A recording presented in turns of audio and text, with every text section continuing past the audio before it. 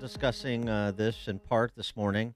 Of course, the interview that Brett Baer did with IRS whistleblower, supervisory agent Gary Shapley, also one of two whistleblowers. The actual case agent on the Hunter Biden case has not been identified, called Mr. X by his attorney, is the other whistleblower.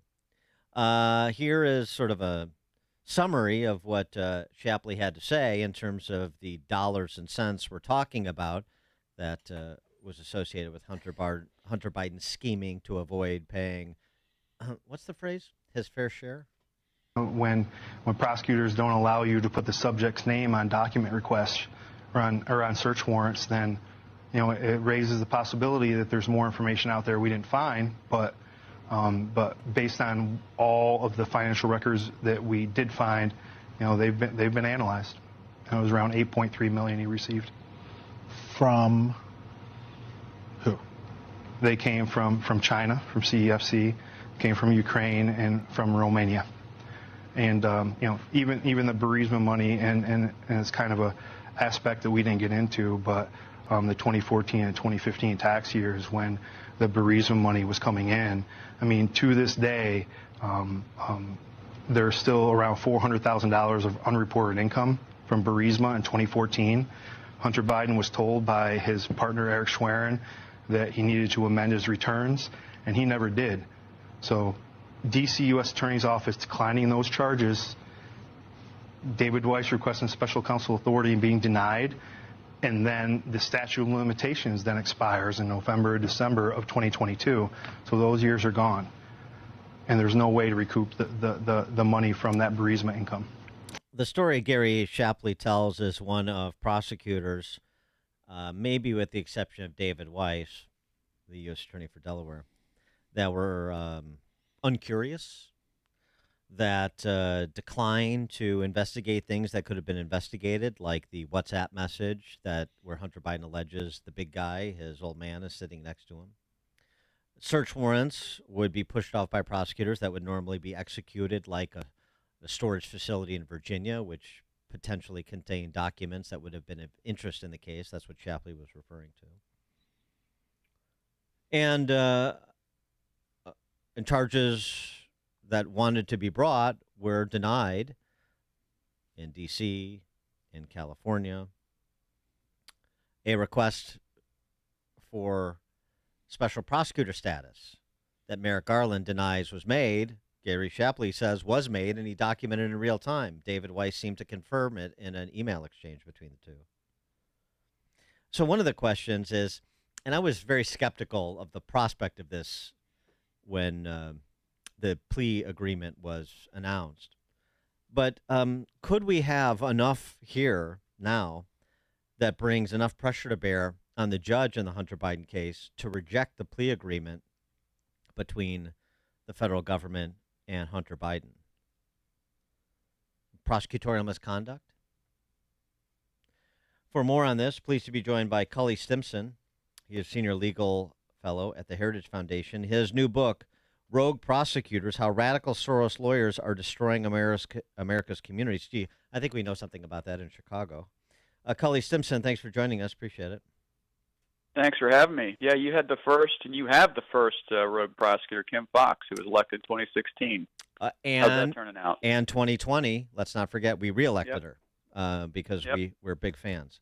We'll get to her and to that, but what about the prospect? It would be so unusual, but do you think there's enough here for a judge to take into consideration where a determination would be made that, no, I will not accept this plea agreement, and really throw this thing wide open?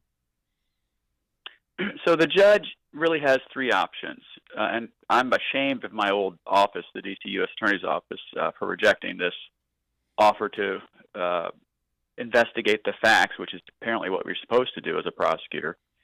She can, one, just go forward with the plea and go forward with the recommendations and sentence him to no time and give him probation. She could sentence him to the statutory maximum or anything within the statute of those charges he pleads guilty to, or she could hold the plea in abeyance and basically continue it and say, you know what, there's a lot going on here, and I'm not going to set this plea deal for this day, and we're going to put it off for a number of months. And they can't really appeal that. So she has three options. I would choose the third and let the thing play out for a while. But then if she held it in abeyance, which I agree with, but because charging him under the statute for misdemeanors that should have been felonies, that doesn't do much. But if she holds it in abeyance, I mean, she can't compel prosecutors to bring felony charges. So then what happens? It just becomes something that's held in purgatory, and it generates more attention that maybe puts more pressure on prosecutors to do the job they should have done. Is that your theory? Well, if the statute of limitations has run on the 2014 and 2015 conduct, and it looks like it has, and that was the whole point of delaying and playing stall ball that these people in the Justice Department did. If further facts come out that verify the things that Shapley and Mr. X say happened, then remember, a judge can sentence you not only to the conduct that you're pleading guilty to, but other conduct related to it. And so she would be on very solid ground when the plea does take place to reject the U.S. Attorney's, the AUSA's recommendation for no time, and just sentence him to the upper limit in the statute. And by the way, if you read the statute, which John Malcolm and I wrote about at the Daily Signal, if the conduct of not paying taxes was knowing, under that statute, that exposes you to much more time. Now, I'd have to research whether or not she could sentence him to above the misdemeanor count. I don't think she can. Right. But she could put him in prison. Right, and then maybe you put him in prison with the misdemeanor charges, and you issue some sort of public rebuke of the prosecutors that generates more attention that way. I mean, the problem here, of course, is you have prosecutors and a Department of Justice that seems to be in the tank for Hunter Biden. So there's only so much a judge could do. But right. Yeah, it sounds like that would be something that could generate more heat on this issue and on that Department of Justice than they're currently feeling. Although they've got to start feeling some of it, because Gary Shapley directly refuted what Merrick Garland said about how things went down, and he's got real-time documentation of it. So unless Merrick Garland has some direct response to what Shapley is alleging, beyond a blanket denial, it would seem to me it might be judicious for Kevin McCarthy to make good on his word to move articles of impeachment on Garland. So I think that somebody has some splaining to do here. And Shapley has done a lot of splaining.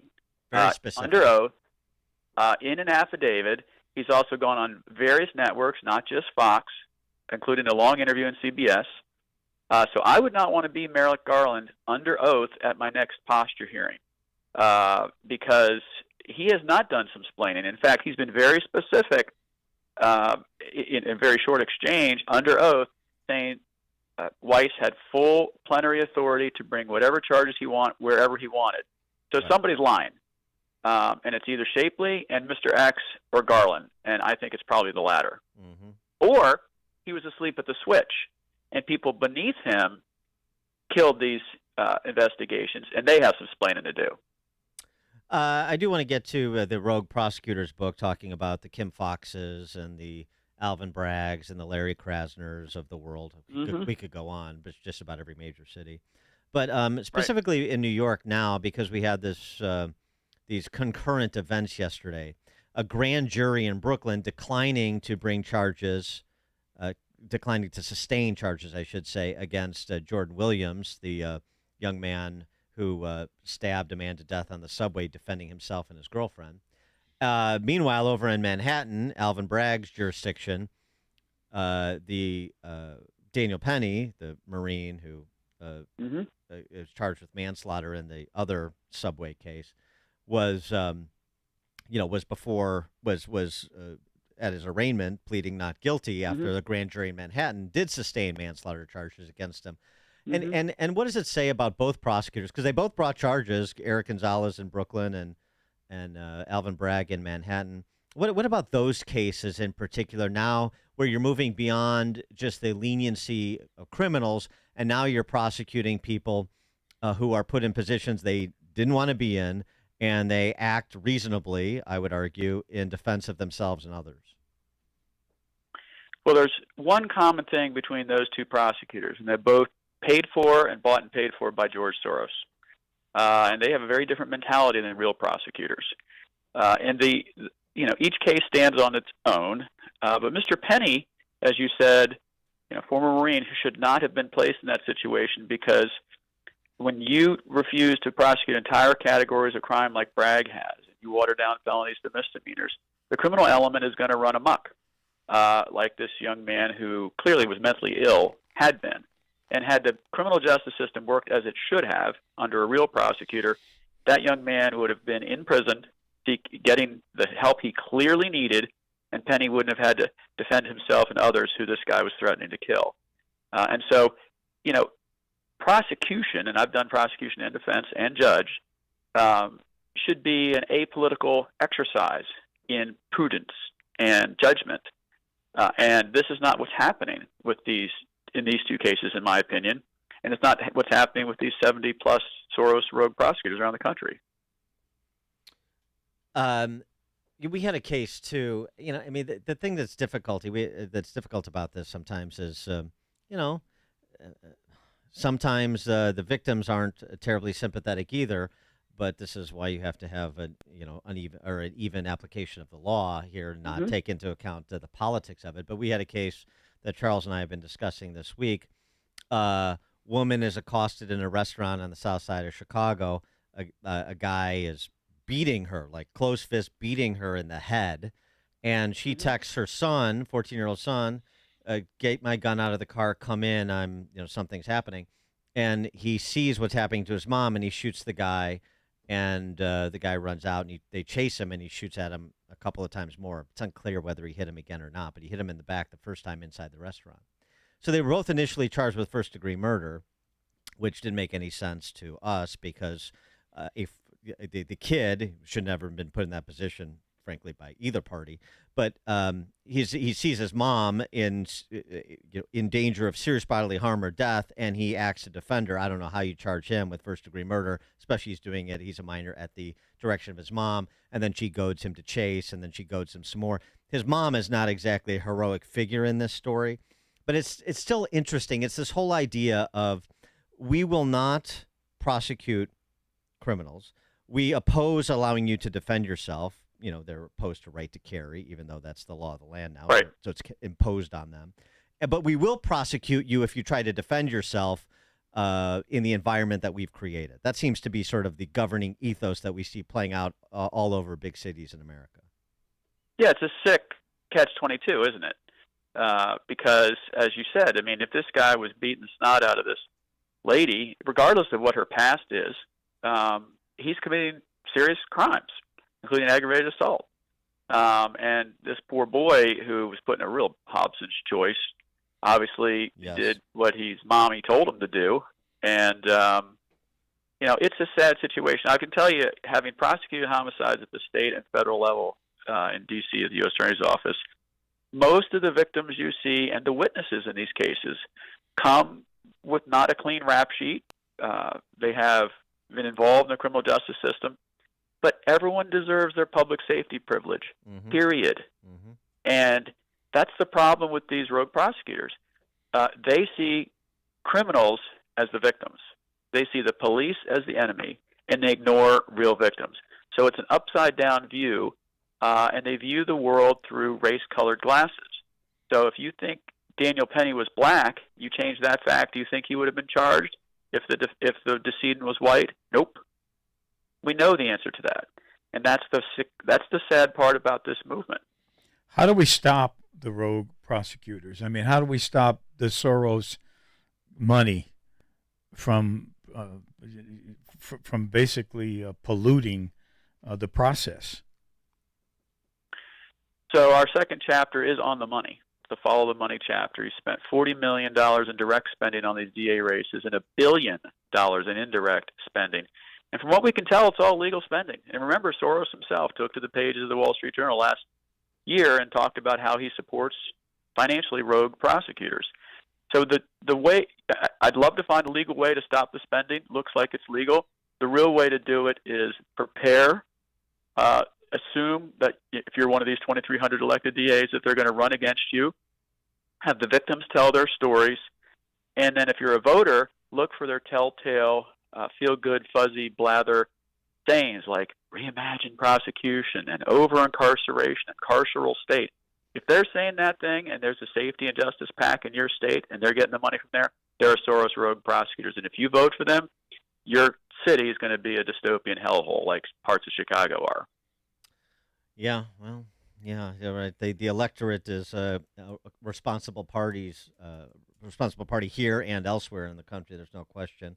Before we let you go, I did want to get your opinion on the importance of the Moore v. U.S. case pending before the Supreme Court. This is the sort of taxation without income case. A couple in Washington State hit by a surprise tax bill because they were passive investors in a company in India, their friend owned, and they never realized any income. So they were taxed on unrealized gains. Why is this important? One, it's taxation without income, which would seem to be without representation. It's Tea Party stuff. Number two, you have proponents on the left who have previously called for taxing unrealized capital gains in this country. So it has a direct nexus with public policy proposals from the left here. Well, first off, kudos to Andrew Grossman at Baker Hostetler for bringing the case. He was a former Heritage legal fellow in the Mies Center. Look, there's this pesky thing called the 16th Amendment, and it allows the government to tax income. I know that's a pesky word with a specific definition, but if this turns out the wrong way, and I hope to God it doesn't, every single person with a pension, every single person with a 401k, every single person who's invested in the stock market, and that's a lot of America, every single person who's owned a piece of property which has gone up in value, the government's going to get money from you, even though you haven't sold the stock, even though you haven't sold the land, and how does that work in reality? So your stock goes up the first year, and they tax you on what they think you earned, which you get nothing because you didn't sell it. The next year the stock tanks. What, they give you a refund? This makes no sense at all. This is the wealth tax that the Democrats dream about. Why? Because they don't have the balls to get on the floor of the House and Senate and say, you know what, we just want to raise personal income taxes to X. Because we have a really progressive tax income scheme in our country. 50% of people don't even pay any income taxes, and the top 5% pay a very large percent when it comes to income taxes. And so this should fail. This should be a 9-0 decision based on the 16th Amendment and kill this wealth tax wet dream that Democrats have. Cully Stimson, Senior Legal Fellow at the Heritage Foundation. His new book, Rogue Prosecutors, How Radical Soros Lawyers Are Destroying America's Communities, like Kim Fox in Cook County. Cully Stimson, thanks so much for joining us. Appreciate it. Thanks for having me. And he joins us on the Turnkey.pro answer line. If you're talking about it, Dan and Amy are talking about it. It's Chicago's Morning Answer on AM 560. The Answer. Hi, I'm Ken Mariotti, owner of Woodland Windows and Doors in Roselle. Summer is here, which is the ideal time to brighten things up around the house and let the sunshine in. Make the rooms in your house that appear small, dark, or dingy look better and bigger with larger windows or patio doors. Our highly skilled craftsmen can enlarge openings if your space allows. For decades, Woodland has been transforming living spaces with Marvin windows, featuring styles ranging from modern to traditional. Marvin replacement windows and doors can also bring